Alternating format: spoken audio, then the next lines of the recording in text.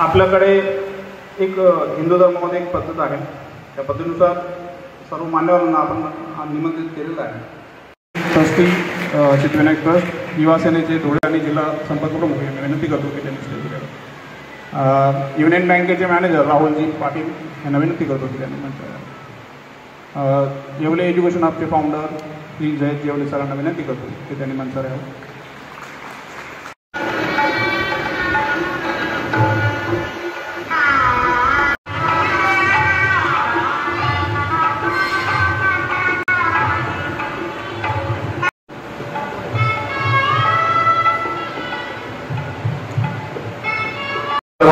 स्वतंत्र ओळख निर्माण करणारे, खऱ्या अर्थाने संघर्ष होत असलेले युवकांच्या मनामध्ये घर करणारे आमचे मित्रवर्य सिद्धिविनायक ट्रस्टचे ट्रस्टी युवा सेनेचे सहसंपर्क प्रमुख श्री पंकजी गोरे यांचे सन्मान मी स्वतः करतो।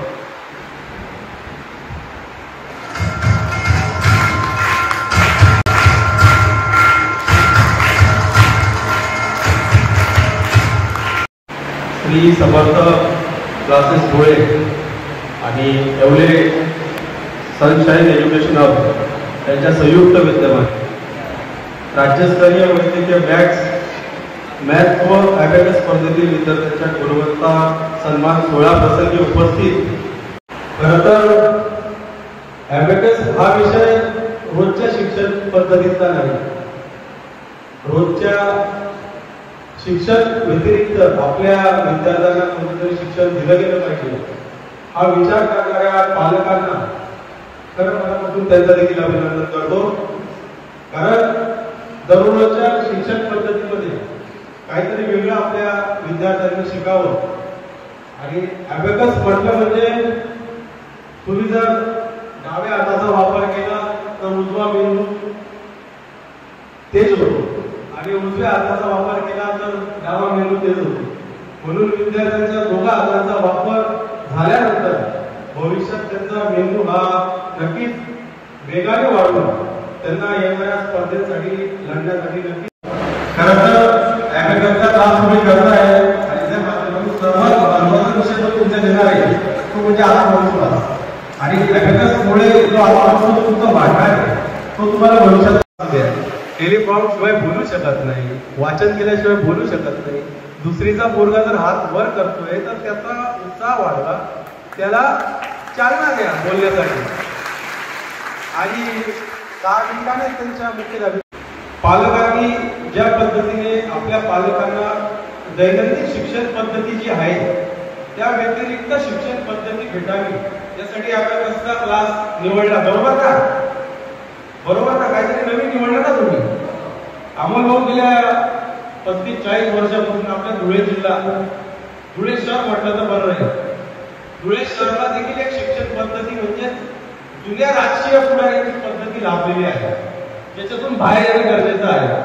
त्याला कारण असं की आपण बघतो आपल्या मागचे जिल्हे नव्हे तर आपल्या मागचा शिरपूर तालुका आपल्या धुळेच्या पुढे जातो।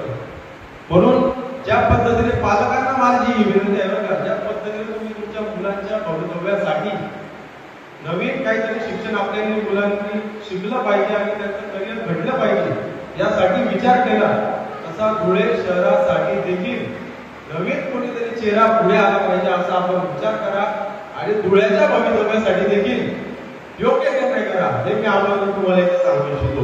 जेणेकरून नवीन संधी आली तर नवीन विचार असतात, नवीन संकल्पना असतात आणि त्या पद्धतीने धुळ्याला पुढे घेऊन जाण्यासाठी देखील आपले योगदान महत्वाचं आहे। मी ते आवर्जून विनंती करतो आणि त्यानिमित्ताने त्यांच्या मुख्य आणि मुलांना माझा एक प्रश्न आहे, सर्व विद्यार्थी गुणवंत विद्यार्थी इकडे बघा तुम्ही, तुम्हाला मशाल माहिती का? मशाल माहिती आहे का? मशाल यासाठी विचारतोय कारण ती मशाल अंधाराकडून प्रकाशाकडे नेण्याचं काम करते आणि त्याच्यासोबत जे कोणी असतं त्यांच्यासोबत जे पण मी तुम्हाला एक गोष्ट सांगतोय की तुम्ही देखील भविष्यात मशालीप्रमाणे चमकावं आणि आपल्या धुळ्यासह म्हणजे धुळे जिल्ह्यात तुमच्यापैकी कोणी ना कोणी गणित तज्ञ सर्वांना सदिच्छा आहे आणि धन्यवाद। नक्कीच विद्यार्थ्यांचं भवितव्य चांगलं राहणार आहे. म्हणून पालकांचं देखील मी अभिनंदन करतो आणि खास करून अश्विनीताई आणि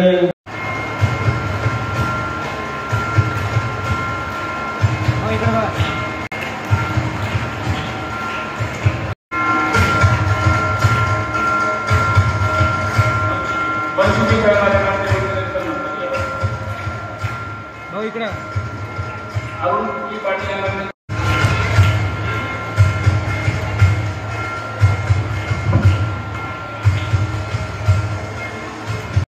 असंच आपल्या विद्यार्थ्यांच्या पाठीमागे सर्वजण उभे राहा. त्यांना पुढे जाण्याचा एक प्रेरणा द्या. नीरज अमोल सूर्यवंशी, रोहन धीरज मराठे, उत्तम सुरेमान निकम, वरुण मनोज चौधरी, च्या पालकांचंही अभिनंदन.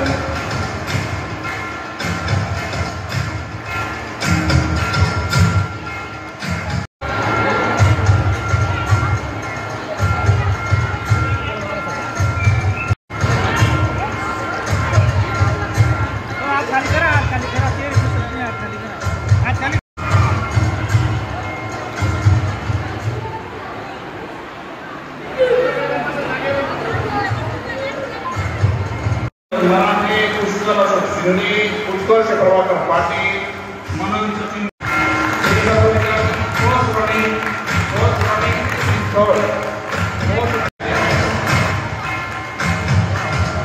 संदीप भदाणे, ललित उमेश बाळेकर, वर्षी एक राज्य परीक्षेमध्ये दुसऱ्या क्रमांकाच्या पातळीच्या विद्यार्थ्यांनी ठेवलेलं होतं.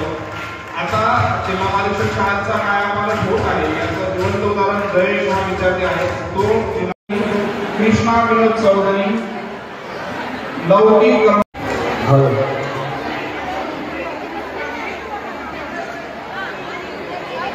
कविता